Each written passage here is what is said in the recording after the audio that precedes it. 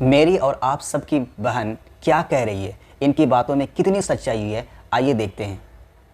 لڑکے والوں سے زیادہ نکاح کو مشکل لڑکی والے بنا رہے ہیں، کیونکہ لڑکے والے تو صرف دو ہی چیز دیکھتے ہیں، ایک لڑکی خوبصورت ہونی چاہیے اور ایک دہیز اچھا ہونا چاہیے۔ لیکن لڑکی والے یہ بھی دیکھتے ہیں کہ لڑکا کماتا کتنا ہے، لڑکے کے پاس پراپرٹی کتنی ہے، لڑکے کے بھائی کتنے ہیں، کیونکہ جتنے بھائی ہوں گے پراپرٹی میں حصہ بھی اتنا ہی ہوگا۔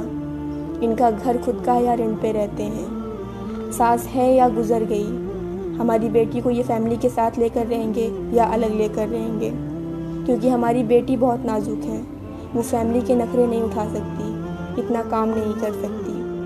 دیکھیے نکاح میں کوئی شرط نہیں ہوتی، اور جس نکاح میں اس طرح کی شرطیں لگ جائیں پھر اس نکاح میں برکت نہیں ہوتی۔ اس لیے ان چیزوں سے بچیں اور سادہ سا نکاح کرنے کی کوشش کریں۔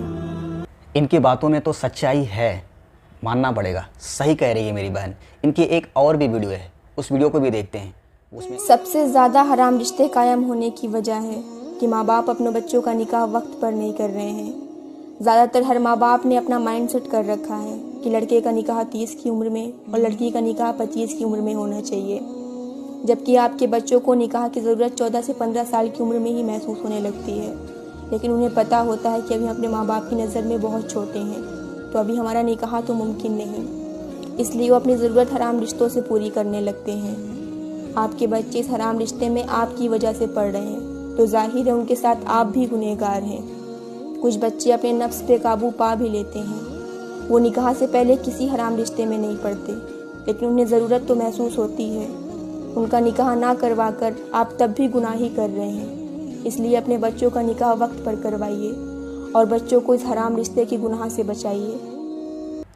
اسی طرح ایک اور بھی بہن ہے، اس نے بھی کچھ کہا ہے، ان کی باتوں میں بھی سچائی ہے۔ یہ بھگوا لو ٹریک کیوں کامیاب ہو رہا ہے؟ آپ کو غصہ ہوتا ہوگا ان لوگوں پر جو کہ بے دین ہیں۔ آپ نے اپنے دین کو ضروری نہیں سمجھا، آپ نے اپنے دین سے دوریاں بنا لی، آپ نے اپنی زندگیوں سے دین کو نکال کر پھینک دیا معاذ اللہ، اور آپ نے اپنے گھر میں دین کا کوئی ماحول کریٹ ہی نہیں کیا۔ آپ نے نہ جانے کون کون سی ڈگریاں اپنی بچیوں کو دلائی ہیں، مگر کسی کو قرآن کی تعلیمات نہیں دلانا ضروری سمجھا۔ بس یہی ساری چیزیں ہیں جس کی وجہ سے بچیاں آج آپ کو چھوڑ کر غیر دین کے پاس جا رہی ہیں۔ پرائے شخص سے شکایت کرنے سے آپ اپنے شخص کے بارے میں اور اپنی کمی کے بارے میں آپ نے کہاں کمی کی؟ نہ دین کے بارے میں آپ نے معلومات بچوں کو دی، نہ یہ سمجھایا کہ اس دین کو مشقتوں کے ساتھ صحابیات نے اور صحابہ نے اپنے آپ کو ترک کر دیا، قربان کر دیا، مگر اس دین کو نہیں چھوڑا۔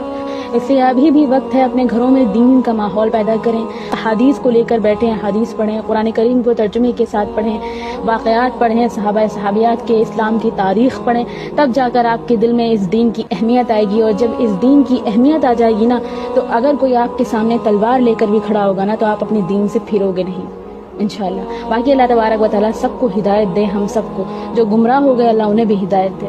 اور کیا ہے نا کہ ایسی ویڈیوز وائرل نہیں ہوتی، اور وائرل کیوں نہیں ہوتی ہے؟ ایسی ویڈیوز کو لوگ شیئر نہیں کرتے، اور جب شیئر نہیں کرو گے تو وائرل کہاں سے ہوگی؟ وائرل ہی نہیں ہوگی۔